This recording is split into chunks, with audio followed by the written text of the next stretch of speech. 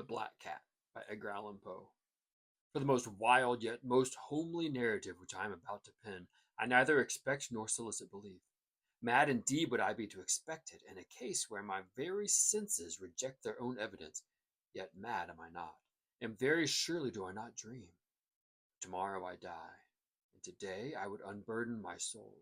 My immediate purpose is to place before the world, plainly, succinctly, and without comment, a series of mere household events. And their consequences these events have terrified, have tortured, have destroyed me. Yet I will not attempt to expound them. To me they have presented little but horror. To many they will seem less terrible than baroques. Hereafter perhaps some intellect may be found which will reduce my phantasm to the commonplace. Some intellect more calm, more logical, and far less excitable than my own, which will perceive in the circumstances I detail with awe nothing more than an ordinary succession of very natural causes and effects. From my infancy I was noted for my docility and humanity of my disposition. My tenderness of heart was even so conspicuous as to make me the jest of my companions.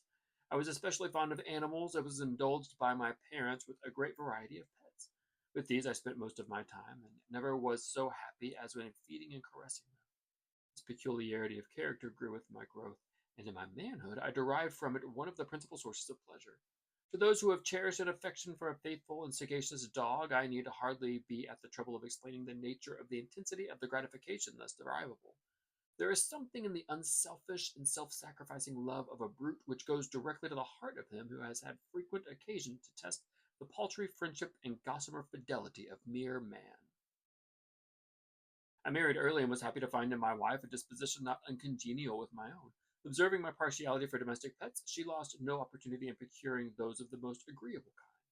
We have birds, goldfish, a fine dog, rabbits, and a small monkey and a cat. This latter was a remarkably large and beautiful animal, entirely black and sagacious to an astonishing degree. In speaking of his intelligence, my wife, who at heart was not a little tinctured with superstition, made frequent allusion to the ancient popular notion which regarded all black cats as witches in disguise.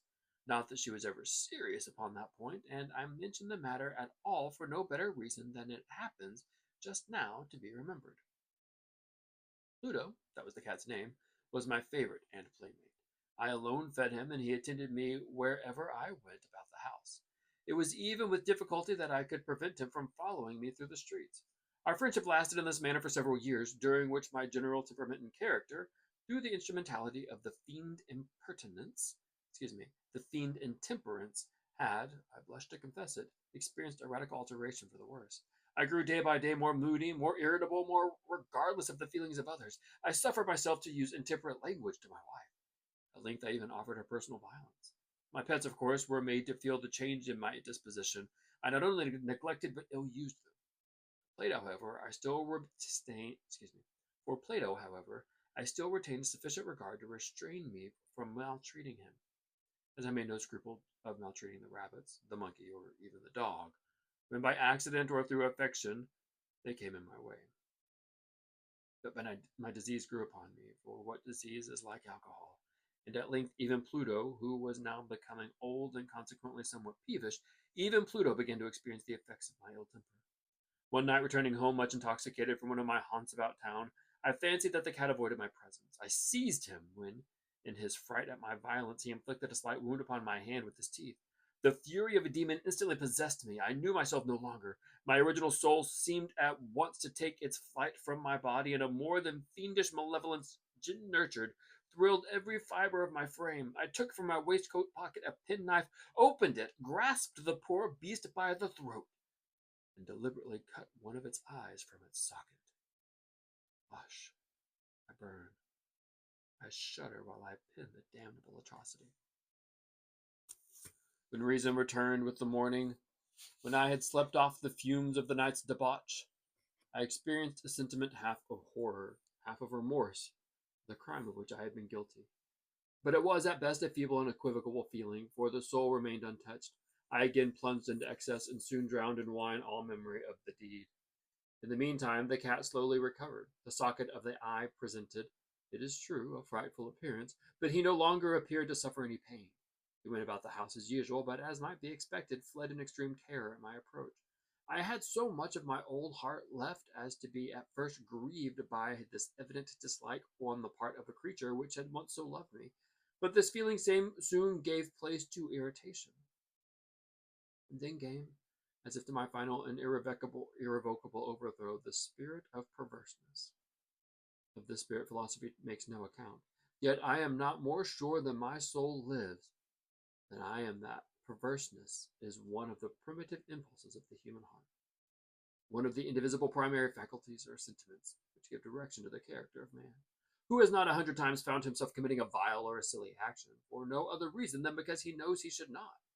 Have we not a perpetual inclination in the teeth of our best judgment to violate that which is law merely because we understand it to be such? This spirit of perverseness, I say, came to my final overthrow. It was this unfathomable longing of the soul to vex itself, to offer violence to its own nature, to do wrong for wrong's sake only, that urged me to continue and finally to consummate the injury I had inflicted upon the offending brute. One morning in cool blood, I slipped a noose about its neck and hung it to the limb of a tree, hung it with the tears streaming from my eyes, and with the bitterest remorse at my heart, hung it because I knew it had loved me, and because I felt it had given me no reason of offense, hung it because I knew that in doing so I was committing a sin, a deadly sin that would so jeopardize my immortal soul as to place it, as if such a thing were possible, even beyond the reach of the infinite mercy of the most merciful and most terrible God. On the night of the day on which this cruel deed was done, I was aroused from sleep by the cry of fire. The curtains of my bed were in flames. The whole house was blazing. It was with great difficulty that my wife, a servant, and myself made our escape from the conflagration. The destruction was complete. My entire worldly wealth was swallowed up, and I resigned myself thenceforward to despair. I am above the weakness of seeking to establish a sequence of cause and effect between the disaster and the atrocity, but I am detailing a chain of facts and wish not to leave even a possible link imperfect. On the day succeeding the fire, I visited the ruins. The wall, with one exception, had fallen in. This exception was found in a compartment wall, not very thick, which stood about the middle of the house, against which had rested the head of my bed. The plastering had here, in great measure, resisted the action of the fire, a fact which I attributed to its having been recently spread. About this wall a dense crowd were collected, and many persons seemed to be examining a particular portion with every minute and eager attention. The words strange, singular, and other similar expressions excited my curiosity. I approached and saw, as if graven in bas relief upon the white surface, the figure of a gigantic cat. The impression was given with an accuracy truly with an accuracy truly marvelous. There was a rope about the animal's neck. When I first beheld this apparition, for I could scarcely regard it as less, my wonder and my terror were extreme. But at length the reflection came to my aid. The cat, I remembered, had been hung in a garden adjacent to the house. Upon the alarm of the fire, this garden had been immediately filled by the crowd, by some one of whom the animal must have been cut from the tree and thrown through an open window into my chamber. This had probably been done with the view of arousing me from sleep. The falling of other walls had compressed the victim of my cruelty into the substance of the freshly spread plaster, the lime of which, with the flames and the ammonia from the carcass, had then accomplished the portraiture as I saw it. Although I thus readily accounted to my reason, if not altogether to my conscience, for the startling facts just detailed, I did not the less fail to make a deep impression upon my fancy. For months I could not rid myself of the phantasm of the cat, and during this period there came back into my spirit a half sentiment that seemed, but was not, remorse. I went so far as to regret the loss of the animal, and to look about me among the vile haunts which I now habitually frequented for another pet of the same species and of somewhat similar appearance with which to supply its place. One night, as I sat half stupefied in a den of more than infamy, my attention was suddenly drawn to some black object reposing upon the head of one of the immense hogsheads of gin or of rum which constituted the chief furniture of the apartment. I had been looking steadily at the top of the hogshead for some minutes, when what now caused me surprise was the fact that I had not sooner perceived the object thereupon. I approached it and touched it with my hand. It was a black cat, a very large one, fully as large as Plato, and closely resembling him in every respect but one. Plato had not a white hair upon any portion of his body, but this cat had a large, although indefinite, splotch of white covering nearly the whole region of the breast. Upon my touching him, he immediately arose, purred loudly, rubbed against my hand, and appeared delighted with my notice. This, then, was the very creature of which I was in search. I at once offered to purchase it of the landlord, but this person made no claim to it, knew nothing of it, had never seen it before. I continued my caresses, and when I prepared to go home, the animal evinced a disposition to accompany me. I permitted it to do so, occasionally stooping and patting it as I proceeded. When it reached the house, it domesticated itself at once and became immediately a great favorite for my wife. For that my own part, I soon found a dislike to it arising within me. This was just the reverse of what I anticipated, but I know not how or why it was, its evident fondness for myself rather disgusted and annoyed. By slow degrees, these feelings of disgust and annoyance rose into bitterness of hatred.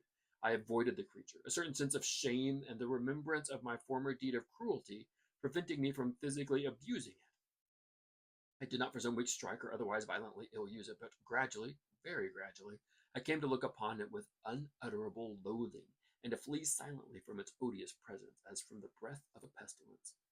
What added no doubt to my hatred of the beast was the discovery on the morning after I brought it home that, like Pluto, it also had been deprived of one of its eyes.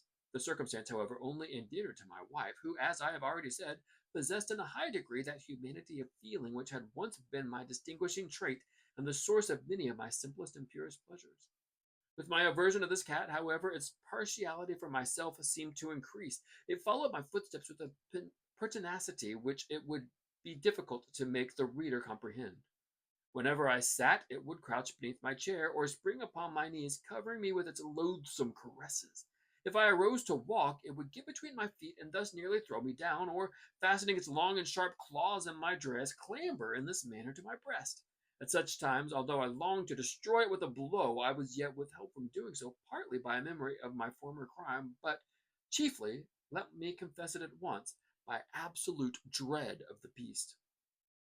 This dread was not exactly a dread of physical evil, and yet I should be at a loss how otherwise to define it. I am almost ashamed to own, yes, even in this felon's cell, I am almost ashamed to own that the terror and horror with which the animal inspired me have been heightened by one of the merest chimeras it would be possible to conceive.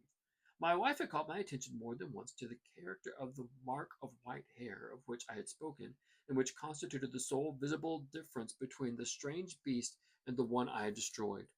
The reader will remember that this mark, although large, had been originally very indefinite, but by slow degrees nearly imperceptible, and for which for a long time my reason struggled to reject as fanciful, it had at length assumed a rigorous distinctness of outline. It was now the representation of an object that I shuddered to name, and for this, above all, I loathed and dreaded and would have hid myself of the monster had I dared. It was now, I say, the image of a hideous, of a ghastly thing, of the gallows. O mournful and terrible engine of horror and crime, of agony and of death! And now, as I was indeed wretched beyond the wretchedness of mere humanity, and a brute beast whose fellow I had contemptuously destroyed, a brute beast to work out for me, a man, fashioned in the image of the high God, so much of insufferable woe. Alas, neither by day nor by night knew I the blessing of rest any more. During the former, the creature left me no moment alone, and in the latter, I started hourly from dreams of unutterable fear to find the hot breath of the thing upon my face and its vast weight, an incarnate nightmare that I had no power to shake off, incumbent eternally upon my heart.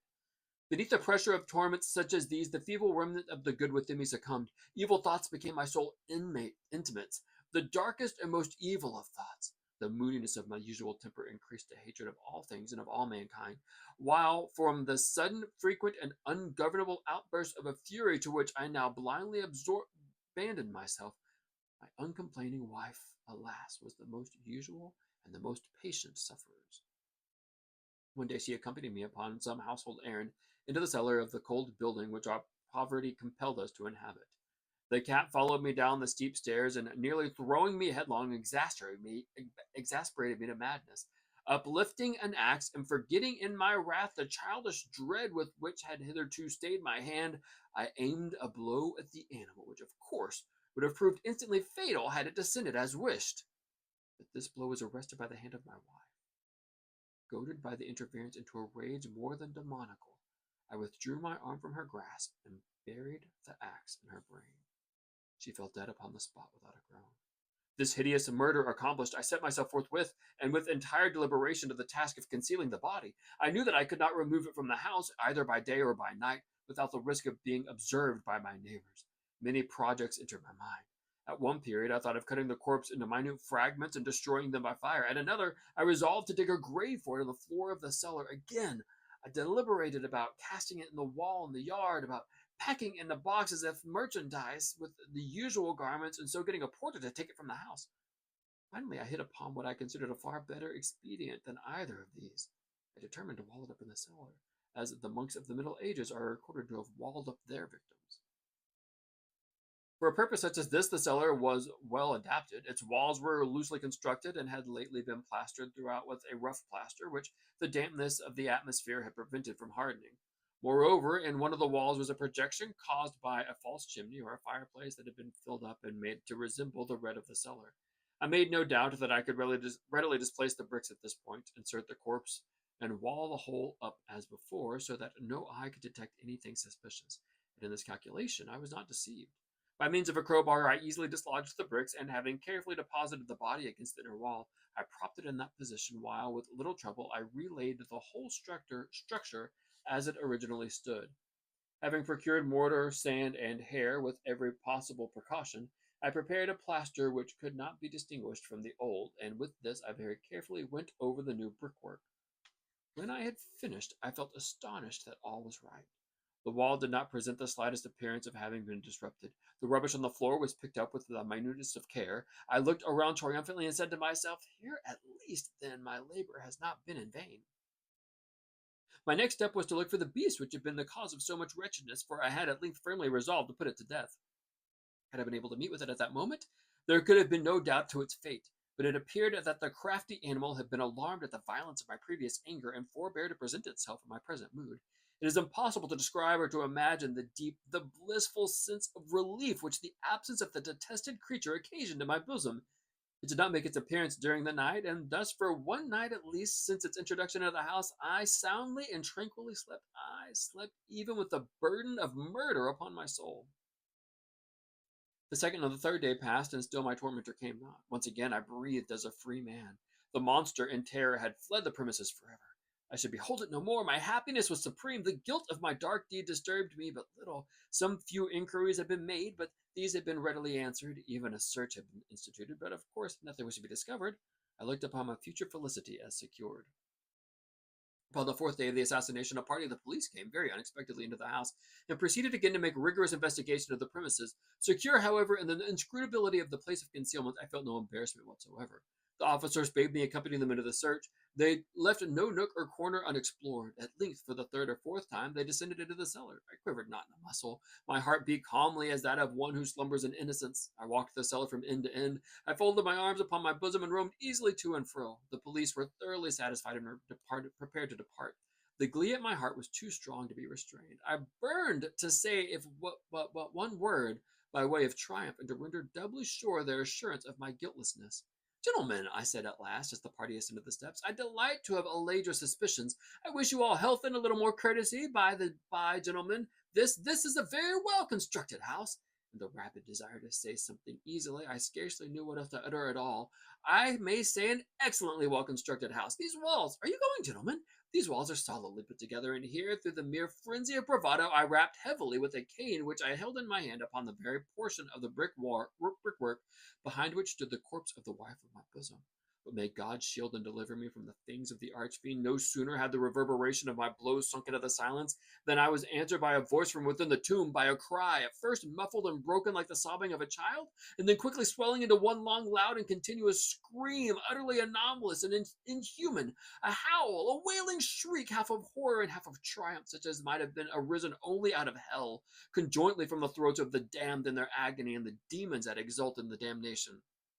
In my own thoughts, it is folly to speak. Swooning, I staggered to the opposite wall for one instant. The party upon the stairs remained motionless, though extremity of terror and awe. In the next, a dozen stout arms were toiling at the wall. It fell bodily. The corpse, already greatly decayed and clotted with gore, stood erect before the eyes of the spectators. Upon its head, with red extended mouth and solitary eye of fire, sat the hideous beast whose craft had seduced me into murder, and whose informing voice had consigned me to